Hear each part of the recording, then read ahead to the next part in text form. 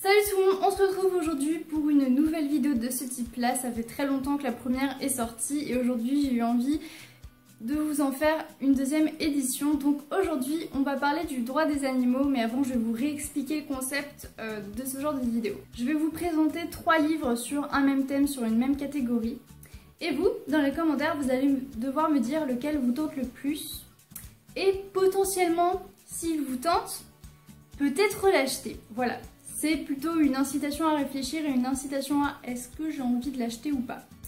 Aujourd'hui, on va parler des conditions des animaux dans les livres, tout simplement parce que c'est un thème qui m'intéresse énormément, tout simplement parce que je pense qu'on est très nombreux à bouffer de la viande, mais à pas se rappeler qu'avant ce bout de viande c'était un animal. On n'est pas toujours au courant de ce qui se cache dans les conditions d'abattage et tout ça.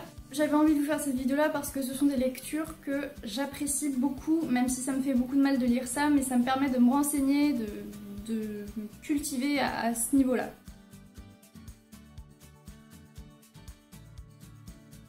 Il s'agit de Manifeste pour les animaux de Franz Oliver Gisbert, qui est un collectif.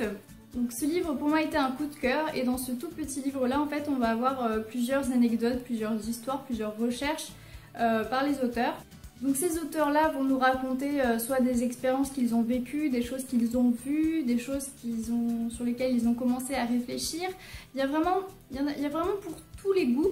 Donc on a de l'histoire un petit peu simple qui fait pas trop mal mais qui fait réfléchir, et on va avoir quelque chose de plus je dirais percutant, qui va être plus dur à lire, qui va mettre les larmes aux yeux et tout ça. L'objectif n'est pas du tout de vous faire peur, hein, bien au contraire, c'est justement essayer de vous inciter à lire des choses qui sont réelles mais dont on n'a pas forcément conscience. Je pense que ce sont des lectures très importantes à lire et à découvrir. Bien sûr, si vous êtes trop sensible, c'est pas à mettre entre toutes les mains, mais voilà, étant moi-même très sensible, j'ai eu envie de commencer mon aventure dans le droit et des conditions des animaux avec ce livre-ci. Voilà, pour moi il est très bien écrit, il est très clair, il y en a vraiment pour tous les goûts comme je vous le disais. Voilà, j'ai adoré cette lecture parce que ça fait vraiment réfléchir, c'est poignant, je ne sais quoi dire d'autre. C'est même écrit par des gens qui ne sont pas végétariens mais qui soutiennent les conditions animales. Je pense que c'est le livre parfait pour débuter dans ce domaine-là en fait. Le deuxième livre que je vous propose, il s'agit de Dictionnaire horrifié de la souffrance animale de Alexandrine Sivers-Racinet. Donc comme vous le voyez sur la couverture, c'est plutôt un livre très difficile à lire. Il faut avoir le cœur bien accroché parce que dans ce livre-là, justement, on va voir tous les types de tortures faites aux animaux. Une fois de plus, c'est un livre à ne pas mettre entre toutes les mains, mais je me dis, si jamais vous avez le cœur assez solide pour lire ce genre de choses, n'hésitez pas parce que justement ça fait... Moi j'ai appris énormément de choses dans ce livre-là. Effectivement, c'est pas des choses que je suis très heureuse d'apprendre, mais ça m'a permis vraiment d'exploiter, de cultiver en fait ma vision des conditions animales et tout ça, parce qu'il y a vraiment énormément de choses dans ce livre-là que je ne savais pas, je ne connaissais pas toutes ces tortures-là. Et c'est vrai que ça m'a fait énormément réfléchir en fait. Ça m'a fait énormément réfléchir et je vous le conseille tout simplement parce que dedans, je pense qu'il y en a vraiment de très nombreuses dont la plupart des gens ne sont pas au courant.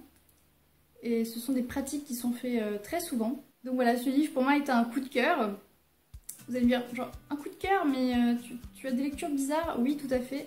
Oui, tout à fait, ça a été un coup de cœur pour moi, tout simplement parce que je trouve vraiment qu'il est très bien expliqué, qu'il est très réaliste. Et ça, pour moi, c'est quelque chose de très important.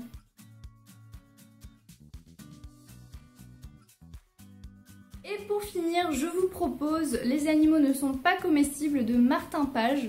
Donc ce livre-là parle surtout de véganisme, mais on a quand même pas mal d'informations sur la condition des animaux, c'est pour ça que je le mets dans cette vidéo. Tout comme les livres précédents, j'ai appris énormément de choses dans ce livre-là. Il y a de nombreuses choses que je ne connaissais pas, par exemple sur l'élevage des poules, l'élevage des vaches. Il y avait des choses aussi que je connaissais mais dont... c'est comme si ça sortait de mon cerveau alors que je le savais en fait.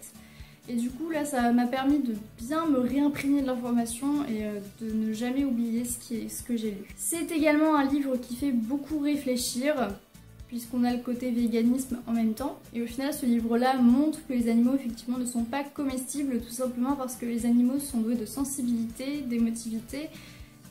Et ça ressemble plutôt à l'homme, non? Vous trouvez pas? C'est un livre que je vous recommande également. J'ai vraiment adoré ma lecture. N'hésitez pas dans les commentaires à me dire lequel vous a le plus emballé, envoûté, et de me dire si vous êtes capable de l'acheter ou non. Sur ce, je vous fais plein de gros bisous, salut!